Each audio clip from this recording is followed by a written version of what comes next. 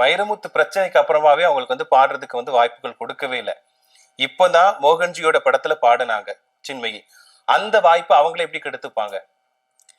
நான் தான் சொல்றேனே, ஒன்றும் பப்ளிசிட்டி ஸ்டண்ட் இருக்கலாம். இது இப்படி ஒரு காரியம் பண்ணாக்கா இது மூலம் வந்து நமக்கு மக்கள் மத்தியில் நிறைய அட்டென்ஷன் கிடைக்கும், சினிமாக்காரங்களுடைய அட்டென்ஷன் கிடைக்கும், மேலும் மேலும் பட வாய்ப்புகள் கிடைக்கும் அப்படிங்கிற ஒரு கணக்கு போட்டுக்கலாம். பப்ளிசிட்டி ஸ்டண்டா இருக்கலாம்.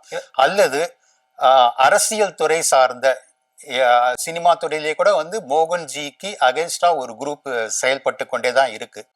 அந்த குரூப் கொடுத்திருக்கிற அழுத்தத்தின் காரணமாக கூட அவங்க இந்த மாதிரி பொய் சொல்லி இருக்கலாம். சரி, இப்ப வலதுசாரி சாதி ரீதியான படங்கள் தான் மோகன்ஜி எடுக்கிறாருன்னு சொல்லிட்டு அடிக்கடி வந்து சர்ச்சையில சிக்கிறாரு. இப்போ சின்மையை வந்து சொல்லவே வேண்டாம், ஏன்னா ஆரம்பத்துல இருந்து அவங்க மேல நிறைய சர்ச்சைகள் வந்துகிட்டே இருக்கு. இப்போ 2 பேரும் இணைஞ்சி இந்த படத்துக்கான ப்ரொமோஷனா கூட பேசி வச்சு இந்த பிரச்சனையை உண்டு பண்ணிருக்கலாம்னு நினைக்கிறீங்களா? ஒரு பிஆர்ஓவா நீங்க இதை நினைக்கிறீங்க? இப்படி ஒரு பர்செப்ஷன் சிலரால் முன்வைக்கப்படுது. ஆனா அது முற்றிலும் பொய், முற்றிலும் தவறு. ஏன்னா மோகன்ஜியை தனிப்பட்ட முறையில் அறிஞ்சவன் நான், அவர் கூட பழகி இருக்கிறேன். அவர் ஸ்ட்ரெயிட் ஃபார்வர்டான பர்சன். இந்த மாதிரி பட ப்ரமோஷனுக்காக சீப் பப்ளிசிட்டி வேலையெல்லாம் அவர் பண்ண மாட்டார்.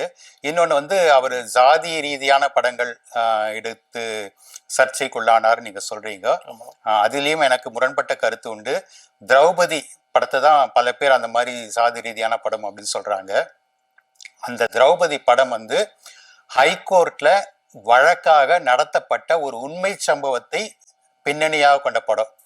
அந்த ஹைகோர்ட்ல எந்த வருஷம் என்ன கேஸ் நம்பர் உள்பட மோகன்ஜியுடைய வழக்கறிஞர் சேனல்ல வெளிப்படுத்தி இருக்கிறாரு.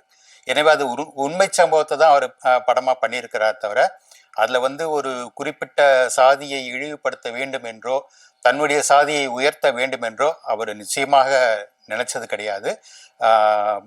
அவரும் வேறு இனத்தை சேர்ந்தவர், வேறு சாதியை சேர்ந்தவர், நான் வேறு சாதியை சேர்ந்தவன். அவர் உடன் பணியாற்றுகிற பலருமே வந்து வெவ்வேறு சாதியை சேர்ந்தவர்கள் தான். அவருடைய சாதியை சேர்ந்தவர்களையே அவர் பக்கத்துல அப்படிதான் வச்சுக்கணுன்ற சாதி வெறி அவருக்கு கிடையாது. எனவே அவர் சாதி வெறி இயக்குனர் அப்படிங்கிற அந்த கூற்றையே நான் வந்து முற்றிலும் நிராகரிக்கிறேன்.